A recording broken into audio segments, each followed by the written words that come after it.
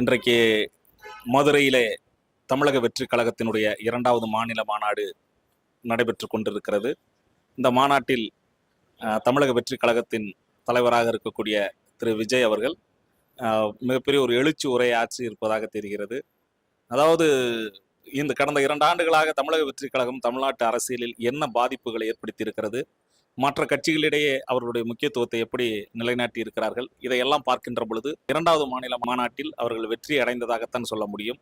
என்ன காரணம் என்றால், பல்வேறு பிரச்சனைகளின் அடிப்படையிலே நாமும் கூட சில நேரங்களில் அதை விமர்சித்திருந்தாலும், கட்டமைப்பு ரீதியாக அந்த மாநாடு குறிப்பாக தமிழக வெற்றி கழகத்தினுடைய தொண்டர்களை கூட்டியிருப்பதாகட்டும், அடுத்த கட்டமாக தமிழக வெற்றி கழகத்தினுடைய தலைவராக இருக்கக்கூடிய திரு விஜய் அவர்களுடைய அந்த பேச்சு எந்த வகையிலும் முன்பு இருந்ததை போல பார்த்து படிக்காமலேயோ அல்லது துண்டு சீட்டுகளை வைத்து கொண்டு படிக்காமலேயோ நேரடியாகவே அவர் பேசியிருக்கிறது அவர் அரசியலில் அடுத்த கட்டத்தை நோக்கி நகர்கிறார் என்பதை காட்டியிருக்கிறது.